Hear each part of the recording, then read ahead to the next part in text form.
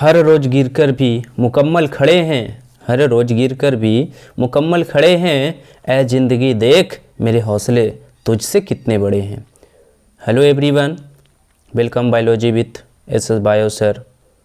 आज हम बात करने वाले हैं क्लास 10th के साइंस का मोस्ट इम्पॉर्टेंट क्वेश्चन जो एग्ज़ाम में लगातार पूछे जाते हैं। और अभी तक अगर आपने हमारे वीडियो को लाइक नहीं किए हैं तो लाइक करें और चैनल को सब्सक्राइब ज़रूर करें। तो चलिए देर नहीं करते हुए हम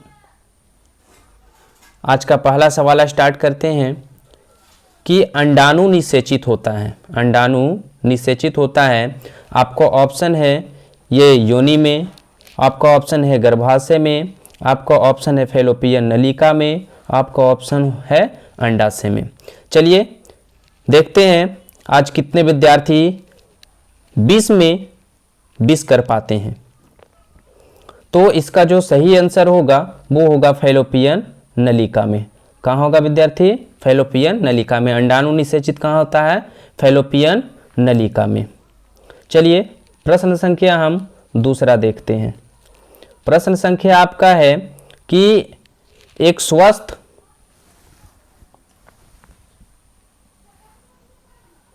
प्रश्न संख्या आपका दूसरा है कि एक स्वस्थ मनुष्य में प्रकुंचन एवं अनुशीतलन दाब होता है। एक स्वस्थ मनुष्य में प्रकुंचन एवं अनुशीतलन दाब, जिसको हम लोग बीपी के नाम से भी जानते हैं, ब्लड प्रेशर के नाम से जानते हैं। तो ब्लड प्रेशर को जो मान होता है वो कितना होता है? आपका ऑप्शन है 120/80, आपका ऑप्शन है 80/120, आपका ऑप्शन है 100/100, आपका ऑप्शन है 72/80। तो इसका जो राइट आंसर होगा वो होगा 120/80। 120/80 इसका जो सही आंसर होगा वो 120/80 होगा। एक स्वस्थ मनुष्य में प्रकुंचन एवं अनुशीतलन दाब होता है 120/80, जिसे डायस्टोल और सिस्टोल के नाम से भी जाना जाता है। चलिए प्रश्न संख्या 3 देखते हैं। प्रश्न संख्या आपका तीसरा है कि पत्तियों का मुरझाना किस पादप हार्मोन के कारण संभव होता है? अगर कोई पेड़ पौधा देख रहे हैं कि अगर कोई पौधा जो है वो मुरझा गया है, उसमें कौन सा हार्मोन पाया जाता है, किस हार्मोन के कारण पत्ती जो है वो मुरझा गया, पत्तियों में संस्पंदन आया है? तो आपका ऑप्शन है जिब्रेलिन, आपका ऑप्शन है साइटोकाइनिन, आपका ऑप्शन है एब्सिसिक अम्ल। सॉरी, अम्ल की जगह पर अम्ल हो गया है, इसको अम्ल कर दीजिएगा, अम्ल, अम्ल, ठीक है। और चौथा ऑप्शन है सभी सही है। तो इसका सही आंसर क्या है देखते हैं। इसका जो सही आंसर होगा वो होगा एब्सिसिक अम्ल, है ना। एब्सिसिक अम्ल, एब्सिसिक अम्ल के कारण जो है पत्ती, पौधा का पत्ती क्या होता है, मुरझा जाता है, पत्तियों में संस्पंदन आता है, एब्सिसिक अम्ल। प्रश्न संख्या 4 देखते हैं। प्रश्न संख्या 4 क्या कहता है? प्रश्न संख्या आपका 4 है कि कौन सा पादप हार्मोन नियंत्रण फल बेचने वालों द्वारा उपयोग किया जाता है? कौन सा पादप हार्मोन नियंत्रण फल बेचने वालों द्वारा उपयोग किया जाता है? आपका ऑप्शन है इथाइलिन, आपका ऑप्शन है साइटोकाइनिन, आपका ऑप्शन है एब्सिसिक अम्ल, आपका ऑप्शन है इनमें से कोई नहीं। इसका जो सही आंसर होगा वो आपका होगा इथाइलिन, इथाइलिन। एक बात और हम बता देते हैं विद्यार्थी कि इस पर एक और सवाल बनता है कि कच्चे फलों को पकाने के लिए कृत्रिम रूप से किस हार्मोन का प्रयोग किया जाता है, किस हार्मोन का उपयोग किया जाता है? तो भी होगा इथाइलिन। अगर विद्यार्थी एक बात और, अगर कभी कभी ऑप्शन इथाइलिन ना दे तो कभी कभी जो आपका ऑप्शन है वो एसिटिलीन देता है, एसिटिलीन, एसिटिलीन, कभी कभी एसिटिलीन आपको ऑप्शन देता है। तो ये जो है वो आपका राइट आंसर है। चलिए आगे देखते हैं। प्रश्न संख्या 5।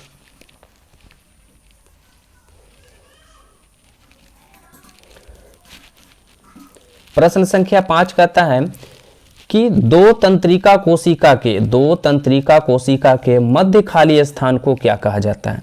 दो तंत्रिका कोशिका के मध्य खाली स्थान को क्या कहा जाता है? आपका ऑप्शन है द्रुमिका, आपका ऑप्शन है सिनेप्स, आपका ऑप्शन है ए तथा बी दोनों, और ऑप्शन है इनमें से कोई नहीं। तो इसका क्या आंसर होगा विद्यार्थी, ये बताइए जल्दी आप लोग। तो इसका जो सही आंसर होगा वो होगा सिनेप्स। दो तंत्रिका कोशिका के मध्य खाली स्थान को क्या कहा जाता है? सिनेप्स कहा जाता है, सिनेप्स। अगर विद्यार्थी यहाँ पे सिनेप्स अगर आपको ऑप्शन ना मिले, आपका अगर ऑप्शन देता है अंतःग्रंथन, तो ये आपका सही होगा, अंतःग्रंथन भी आपका सही होगा। दो तंत्रिका कोशिका के मध्य खाली स्थान को सिनेप्स या अंतःग्रंथन भी कहा जाता है। चलिए प्रश्न संख्या 6 देखते हैं।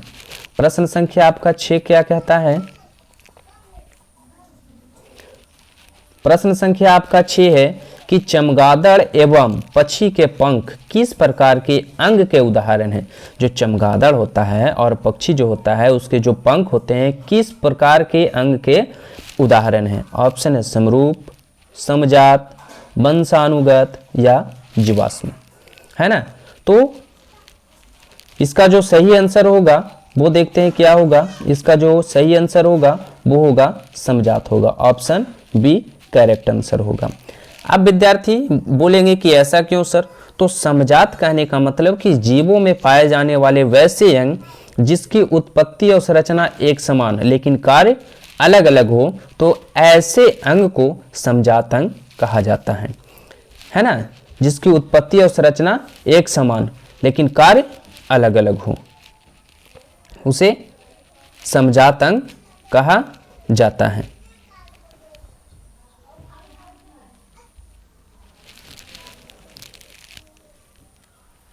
चलिए प्रश्न संख्या 7 देखते हैं।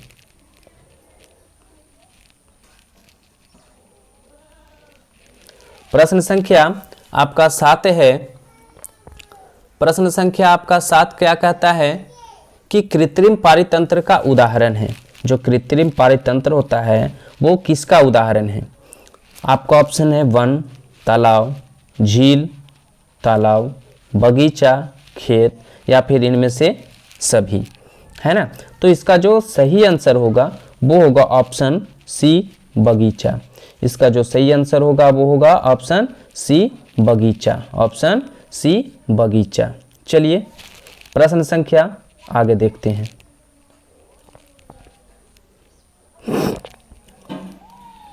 प्रश्न संख्या 8 आपका कहता है कि प्राकृतिक में ऊर्जा का मुख्य स्रोत क्या है?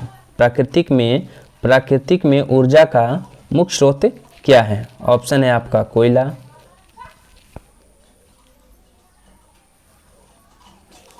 ऑप्शन है आपका कोयला, ऑप्शन है आपका सूर्य, ऑप्शन है आपका पानी, ऑप्शन है आपका कागज। तो इसका जो सही आंसर होगा वो होगा सूर्य, ऑप्शन बी।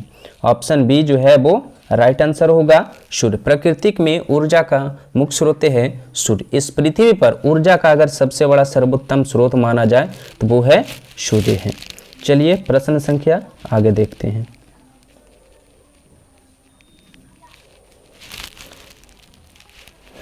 प्रश्न संख्या 9 कहता है कि मनुष्य में प्रमुख उत्सर्जी अंग कौन है? मनुष्य में प्रमुख उत्सर्जी अंग कौन है? उत्सर्जी अंग कहने का मतलब कि जिस प्रक्रिया द्वारा हमारे शरीर में जो पदार्थ बनता है, अनुपयोगी और हानिकारक पदार्थ जो बनता है, उस पदार्थ को शरीर की किस अंग द्वारा बाहर निकाला जाता है, यानी कि उत्सर्जी पदार्थ को शरीर के जिस अंग द्वारा बाहर निकाला जाता है उसी को उत्सर्जी अंग कहा जाता है। ऑप्शन ए है ब्लड, रक्त, ऑप्शन ए है श्वेत ग्रंथि, ऑप्शन सी है वृक्क, ऑप्शन डी है अग्नाशय, है ना। तो इसका जो सही आंसर होगा वो होगा आपका वृक्क होगा, ऑप्शन सी। ऑप्शन सी सही आंसर होगा, वृक्क होगा। चलिए प्रश्न संख्या 10 देखते हैं। प्रश्न संख्या 10 आपका कहता है कि प्रकाश संश्लेषण के लिए निम्न में से कौन से पदार्थ की आवश्यकता नहीं होती है? प्रकाश संश्लेषण के लिए निम्न में से कौन से कच्चे पदार्थ की आवश्यकता नहीं होती? विद्यार्थी यहाँ पर ध्यान रखिएगा, नहीं होती है।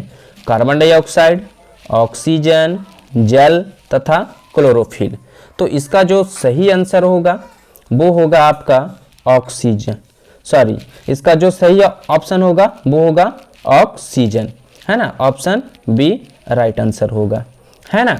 चलिए यहाँ पर आपको हम बताते हैं कि प्रकाश संश्लेषण प्रक्रिया के लिए आखिर प्रकाश संश्लेषण है क्या, किसको कहते हैं प्रकाश संश्लेषण? तो जिस प्रक्रिया द्वारा सभी हरे पेड़ पौधे अपना भोजन प्रकाश की उपस्थिति में संपन्न करते हैं, तैयार करते हैं, तो उस मूलभूत प्रक्रिया को प्रकाश संश्लेषण फोटोसिंथेसिस कहा जाता है। प्रकाश संश्लेषण की प्रक्रिया के लिए 4 पदार्थों की आवश्यकता होती है, जिसमें पहला आपका है कार्बन डाइऑक्साइड, दूसरा है पर्णहरित या क्लोरोफिल, तीसरा है जल और चौथा है सूर्य का प्रकाश। लेकिन इसमें क्या सवाल कर रहा है विद्यार्थी कि निम्न में से प्रकाश संश्लेषण के लिए निम्न में से कौन से कच्चे पदार्थ की आवश्यकता नहीं होती है? तो नहीं होती है कहने का मतलब तो क्लोरोफिल होता है, जल भी होता है, कार्बन डाइऑक्साइड होता है, लेकिन क्या ऑक्सीजन होता है? नहीं होता है विद्यार्थी। तो इसका जो सही आंसर होगा ऑप्शन बी होगा, है ना, ऑक्सीजन। चलिए प्रश्न संख्या आगे देखते हैं। प्रश्न संख्या आगे कहता है कि पुष्पी पौधों में लैंगिक जनन किसके द्वारा होता है? पुष्पी पौधों में लैंगिक जनन किसके द्वारा होता है? चलिए बताइए विद्यार्थी, है ना, कि पुष्पी पौधों में लैंगिक जनन किसके द्वारा होता है? आपका ऑप्शन है पत्तियों द्वारा, आपका ऑप्शन है तने द्वारा, आपका ऑप्शन है फूलों द्वारा, आपका ऑप्शन है बीजों द्वारा। तो इसका क्या आंसर होगा? चलिए जल्दी से बताइए आप लोग। जी सही बता रहे हैं आप लोग। इसका जो करेक्ट आंसर होगा वो होगा ऑप्शन सी होगा, फूलों द्वारा। ऑप्शन सी होगा फूलों द्वारा। पुष्पी पौधों में लैंगिक जनन रिप्रोडक्शन की जो प्रोसेस होगा वो फूलों द्वारा होगा। चलिए आगे देखते हैं प्रश्न संख्या 12।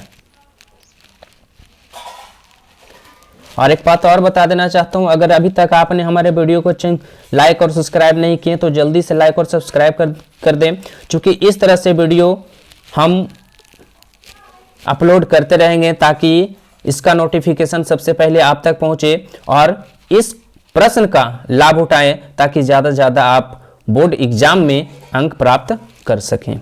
चलिए आपका अगला जो सवाल है, यहाँ पर 12 होगा विद्यार्थी, 11 हो गया, थोड़ा सा देख लीजिएगा आप लोग, है ना। क्वेश्चन नंबर 12, ये 12 है। खैर, पुष्प का कौन सा भाग फल में बदलता है? फूल का कौन सा भाग फल में बदलता है? फूल का कौन सा भाग फल में बदलता है? फूल का कौन सा भाग फल में बदलता? आपको ऑप्शन है पुंकेसर, स्त्री केसर, अंडाशय या फिर फैलोपियन नलिका। तो पुष्प का ऐसा कौन सा भाग है जो फल बनता है, फल बनकर तैयार होता है? तो इसका जो सही आंसर होगा वो होगा आपका अंडाशय होगा। ऑप्शन सी सही होगा। चलिए आगे देखते हैं, है ना। आगे देखते हैं प्रश्न संख्या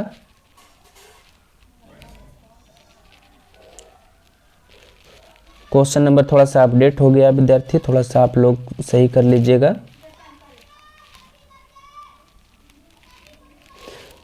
चलिए आपका प्रश्न संख्या 13 कहता है कि वर्तमान प्राणियों में कुछ ऐसी संरचना पाई जाती है जिनका शरीर में अब कोई उपयोग नहीं रह गया। तो ऐसी जो संरचना है, इस संरचना को हम लोग क्या कहते हैं? आपको ऑप्शन है समजात अंग, आपका ऑप्शन है अवशेषीय अंग, ऑप्शन है ए तथा बी दोनों, ऑप्शन है इनमें से कोई नहीं। इसका जो सही आंसर होगा वो क्या होगा? तो इसका जो सही आंसर होगा वो होगा ऑप्शन बी अवशेषी अंग। ऑप्शन बी अवशेषी अंग होगा। ऑप्शन बी अवशेषी अंग होगा। चलिए आगे देखते हैं। आगे सवाल कहता है कि जीन शब्द किसने प्रस्तुत किया? ये जो जीन होता है, जीन होता क्या विद्यार्थी? तो डीएनए के टूटने से, डीएनए के टूटने से, डीएनए के टूटने से जीन का निर्माण होता है। डीएनए के टूटने से जीन का निर्माण होता है। तो कहता है कि डीएनए का खोज यानी जीन शब्द किसने प्रस्तुत किया था? आपको ऑप्शन है जॉनसन, लामार्क, मेंडल, इनमें से कोई नहीं, है ना। तो इसका सही आंसर क्या होगा, जल्दी बताइए आप लोग। पवन कुमार, बिल्कुल सही, है ना। इसका जो आंसर होगा आपका क्या होगा, जॉनसन होगा। क्या होगा, ऑप्शन ए जॉनसन होगा, है ना। ये सही है, ऑप्शन ए, है ना। चलिए आगे देखते हैं प्रश्न संख्या 15। प्रश्न संख्या आपका 15 कहता है कि CFC है। CFC क्या है? तो हम लोग तो जानते हैं विद्यार्थी कि CFC जो है एक प्रकार का विषैला गैस है जो ओजोन परत के अपक्षय को नष्ट कर रहा है, धीरे धीरे खत्म कर रहा है ओजोन परत को, है ना। चलिए CFC क्या है, इसका पूरा नाम क्या होता है, ये पूछ रहा है। तो इस आपका ऑप्शन है chlorofluorocarbon, carbon fluorine carbon, carbon fluorocarbon, या फिर इनमें से कोई नहीं। सही आंसर क्या होगा? जी जी, बिल्कुल बिल्कुल सही बता रहे हैं आप। इसका जो सही आंसर होगा वो होगा क्लोरोफ्लोरोकार्बन, ऑप्शन ए क्लोरोफ्लोरोकार्बन। चलिए आगे देखते हैं।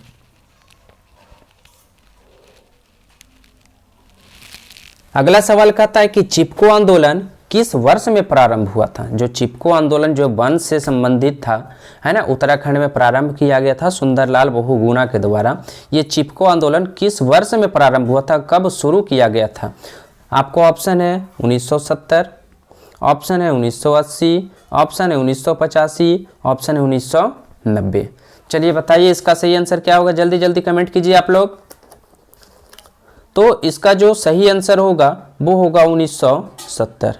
क्या होगा? 1970, ऑप्शन ए राइट आंसर होगा। सुंदरलाल बहुगुणा के द्वारा जो है ये आंदोलन चलाया गया था उत्तराखंड में। चलिए आगे देखते हैं प्रश्न संख्या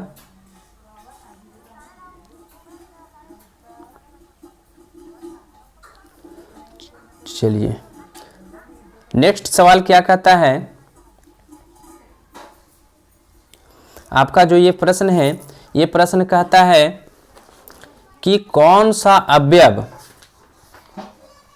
है ना, कि रक्त का कौन सा अवयव घायल स्थान से रक्त स्राव के मार्ग को रक्त का थक्का बनाकर अवरुद्ध करता है। यानी कि रक्त के ब्लड का जो जमा कर वो खत्म करने का काम कौन करता है?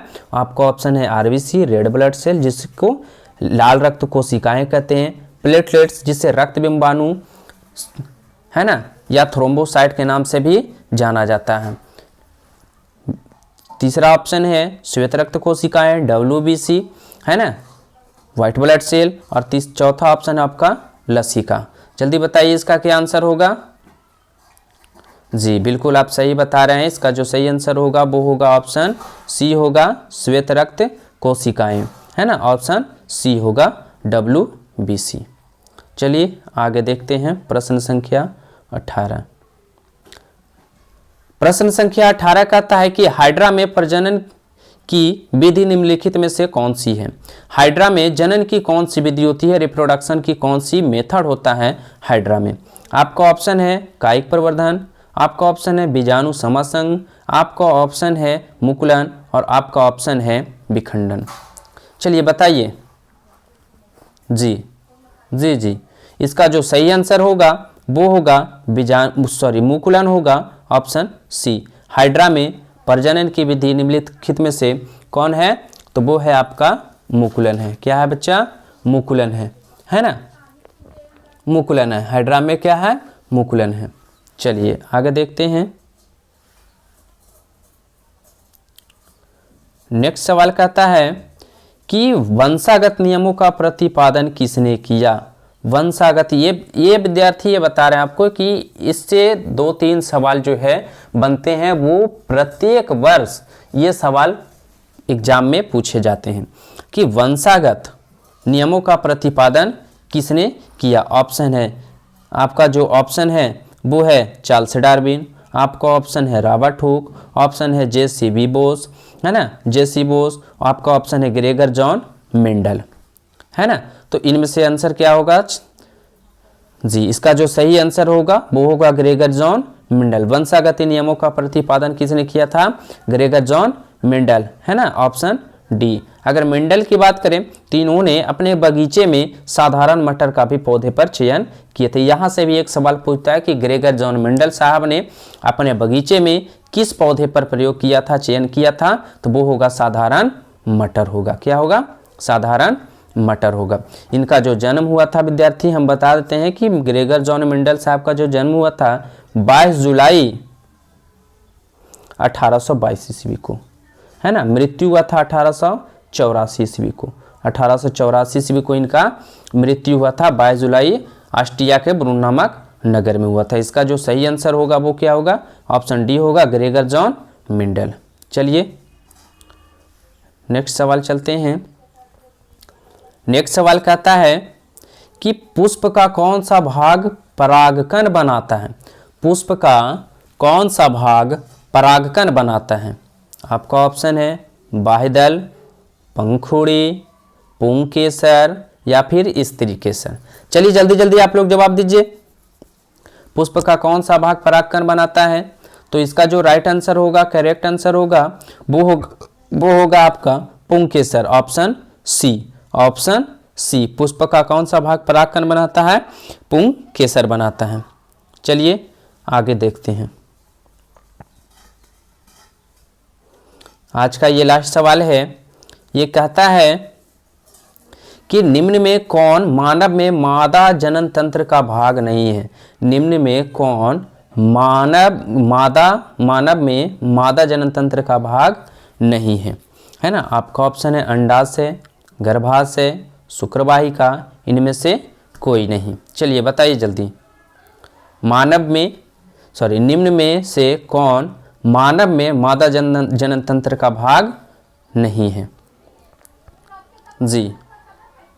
तो इसका जो सही आंसर होगा वो होगा शुक्रवाहिका। शुक्रवाहिका जो है वो नर जननांग है। क्या है विद्यार्थी? नर जननांग, है ना। नर क्या है? नर जननांग, नर जननांग है ना। अंडाशय की अगर बात किया जाए तो ये मादा जनन तंत्र का भाग है। गर्भाशय की बात किया जाए तो मादा जनन तंत्र का भाग है, लेकिन ये शुक्रवाहिका जो है वो नर जनन तंत्र का भाग है। जब शुक्रवाहिका को धागे से काट कर बांध दिया जाता है तो शैल क्रिया विधि द्वारा इसको कहते हैं पुरुष नसबंदी, है ना। शैल या चिकित्सक क्रिया द्वारा इसे कहते हैं पुरुष नसबंदी। चलिए इसी के साथ आपका क्लास यहीं पे समाप्त होता है। अगर आप भी चाहते हैं कि इस तरह से प्रश्न आते रहें तो हमारे वीडियो को लाइक और सब्सक्राइब जरूर करें ताकि नोटिफिकेशन आप तक सबसे पहले पहुंचे। धन्यवाद। जय हिंद, जय भारत।